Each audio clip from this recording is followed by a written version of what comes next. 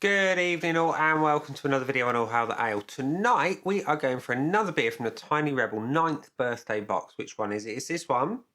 It is Shimmy Shimmy. And it's a 6.9% ABV New England IPA. And there's trainers on the front.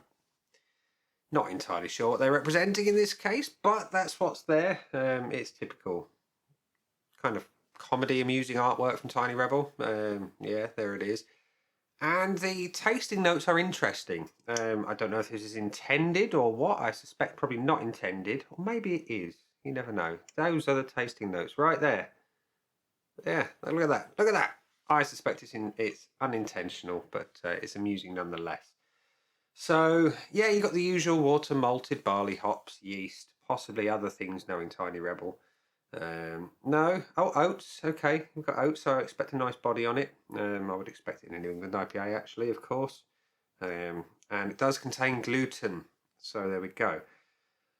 So yeah, it's 3 units of beer right there in that can. Let's get it out and see what we think of it.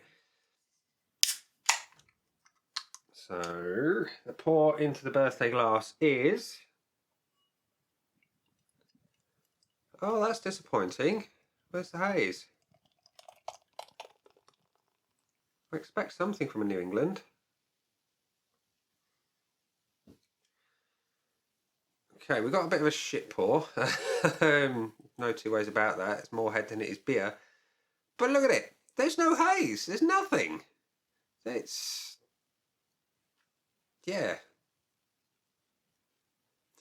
It's golden in colour, quite clearly. We've got a voluminous white head. We've got a solid three fingers worth right there.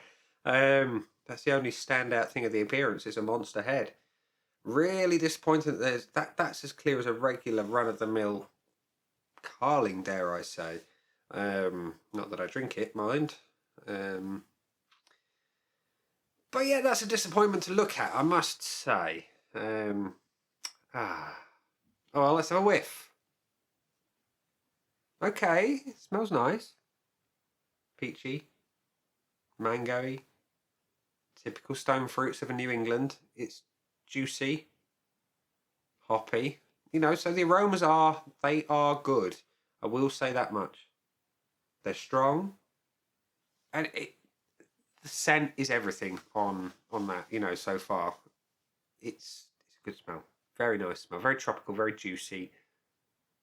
Very inviting and very hoppy. So yeah. Looks not great. Smells really great. What does it taste like? Let's find out.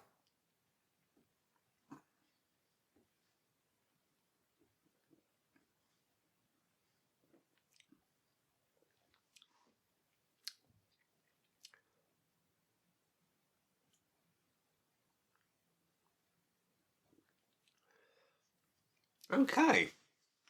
Interestingly, it doesn't smell like it tastes. It smells juicy, tropical, stone fruity. Tastes more like a West Coast. It's got more bitter orange and resin and slightly sticky, cloying mouthfeel.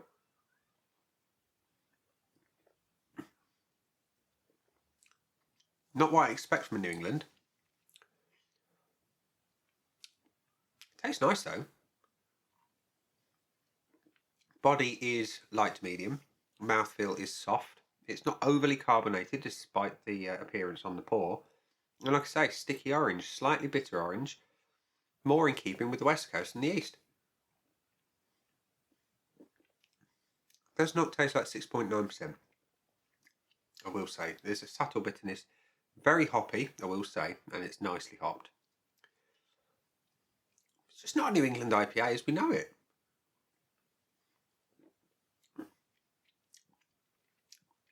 Slightly dry on the finish. Slightly bitter on that there finish. And overall nice. Just not New England.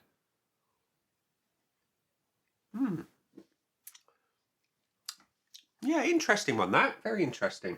So before I tell you what I think of it, we're going to tell you what Untapped and the good lady wife said about it. So there are 1,642 check-ins, average of 3.87, and the wife gave it 3.5. Now, based on my wife's finding so far. She has given them quite high scores overall, whereas mine have been a bit more conservative. In fact, the only one that we've really agreed on was at 3.5. You know, we gave it the same score. So this one, I have a feeling might be a bit different. Where's the little bit of chalk gone? There it is. So, Shimmy Shimmy, we're going to give it the looks, aroma, body, taste, and finish, as always. So the looks does not look like a New England. It's far too clear for a New England IPA. It's got a nice head on it. It was a very big head. And yeah, I mean, it doesn't look terrible. It just doesn't look like a New England as we know and love them. I'll give it half though. Give it a half. It looks all right. It's just not New England. Aroma is really nice. It's strong. It's juicy. It's hoppy. It's fruity. The aroma is lovely. I can't fault the aroma. It's got everything I love. Stone fruit, citrus, pineapple-y. Like I say, all that jazz. I like it a lot in the aroma. It's going to get a full point. The body, again, on a New England, you expect them to be unctuous. And with the inclusion of oats, you expect haze. You expect a little bit of chew to the body. And I don't get that. I really don't. It's got a decent body to it, but there's no haze and there's no oomph. There's no heft behind it. I like it, just not massively. I'm going to give it a half. The taste, again, it doesn't taste like it smells. It's quite the opposite. Like I say, bitter orange. Sticky, very hoppy, slightly resinous, ever so slightly, but more akin to a West Coast. It's not a New England IPA on the taste for me. It's juicy enough, but not in the way that you expect. I'm going to give it a half again. Finish. On a New England, I look for juice and I look for soft, pillowy dryness to some degree. Usually, that's what, well, I say usually, that's what I like about the ones that I particularly enjoy. This one is hoppy. It is slightly dry. It's not as juicy, but it works. The finish, I think, is the best thing about the beer so far. 0.75.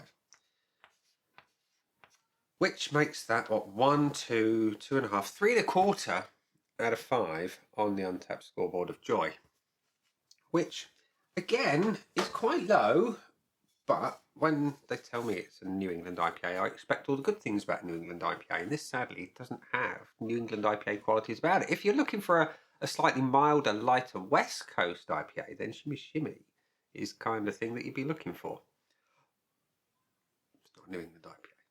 Anyway, that's been the beer. I've been Nick, and I will see you again soon for another video. Bye.